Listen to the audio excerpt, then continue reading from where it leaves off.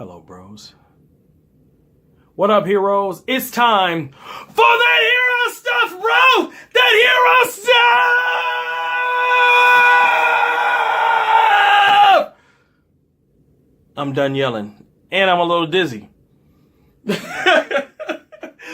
going on? Oh!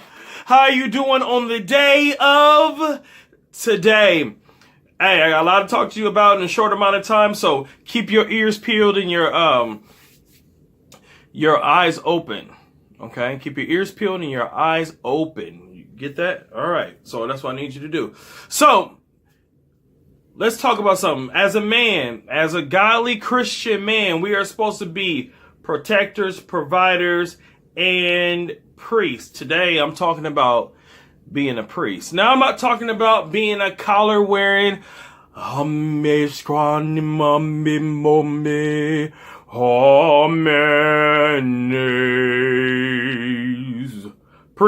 not talking about that. I'm not talking about that type of priest.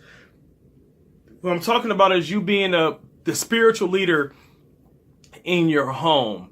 You being a spiritual leader in your home. Now, I get a whole lot of my ideas from like books like Tony Evans, Kingdom Man, this book right here, Family Driven Faith by Vodi Bakum. Look at that.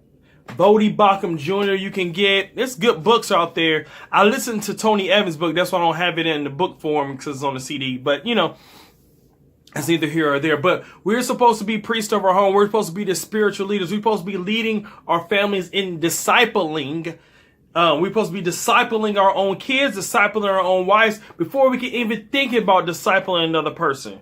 Before we can even think about discipling people outside of the home. If you understand the commission, how it was given to Jerusalem, then Samaria, then the other parts of the world. You know what I mean? That's kind of how the mission went. So if you think about it like that, you think about doing your home first, then your neighbors, then the rest of the world you could talk about the gospel to. But it's really important for you to disciple your kids. So I'm not an expert. This is what I'm learning. I'm learning as I'm going, and I'm letting you know that it's very, very, very important, heroes, for you to lead your family.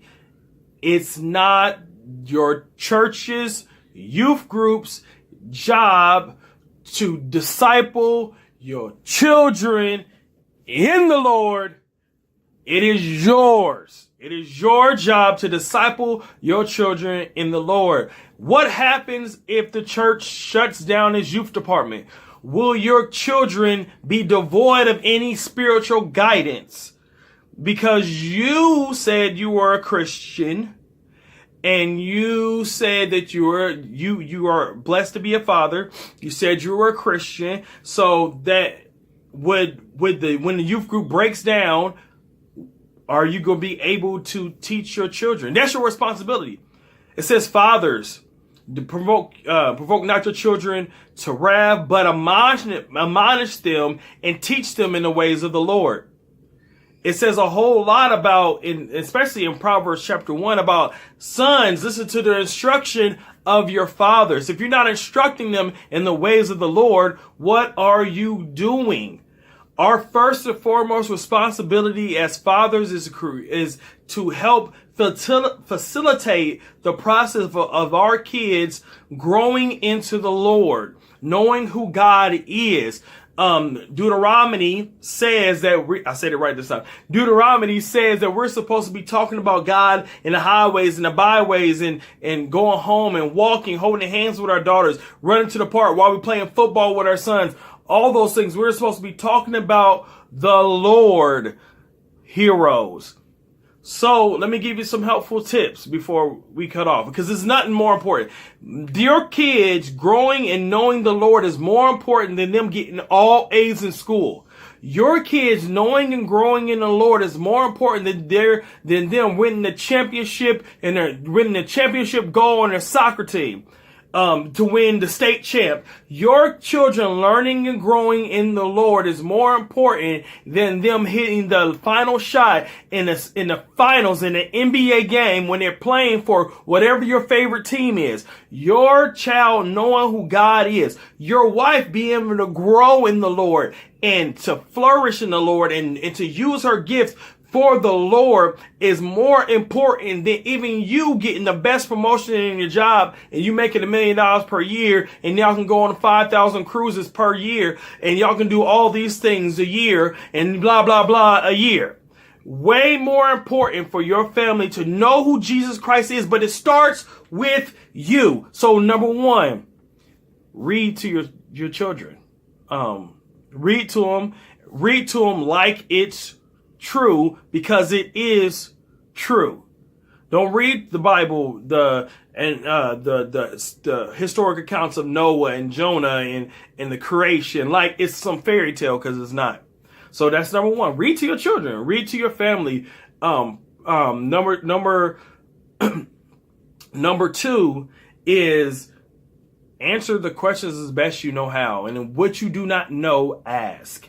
Ask questions to help you out. So I go to a lot of answers in Genesis to answer questions about like the origin of man and why some people have lighter brown skin and why we have darker brown skin and why something. So I go to a lot of answers in Genesis. Ken Ham, go check him out. He's not sponsoring this. I'm just letting you know some good information. And then number 3 is the most important.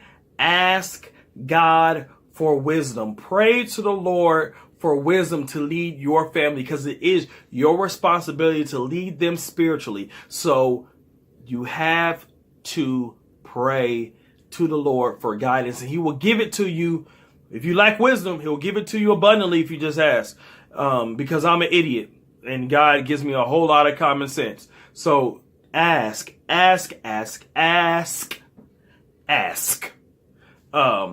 Then this is the main reason too. We want to develop in our children and our wives and even in ourselves a biblical worldview. That's the way that we look at the world. We look at the world through the filter of the scriptures, not through the filter of our flesh. We want to look at the world through the filter of the scriptures, not through the filter of our flesh. It's important, heroes, for you to, number 1, read to your children the scriptures like it's true, because it is. Number 2 is important for you. If you don't know the answer, there's a whole lot of smart dudes out there. Smart dudes, smart books, smart things you can do. Read, collect answers, talk to your pastor, talk to a wiser man that has kids that are doing the right thing, that are not wilding out being crazy. Ask. And also pray. Pray, because it's our responsibility to do this. God would not what did Matt Chandler say? What was it? God would not command you to do something he won't empower you to do. I think that's what he said when he's talking to men. God is so you're going to mess up. You're going to fail. You're going to read and you're going to mess up words. You're going to stumble over. You're going to ask questions. You're going to try to implement what's in the book, and God will be honored through that. God's grace is sufficient. God's strength is made perfect in our weakness. We're not going to do this perfect. I don't do it perfect, but we have to try doing. We have to do it.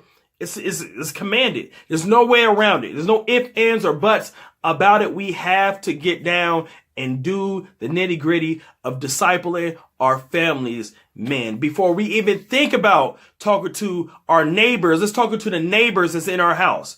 Your family is your closest neighbors. So before we even think about going out and talking to other people, talk to your family. Disciple your family. And that's all I got to say today.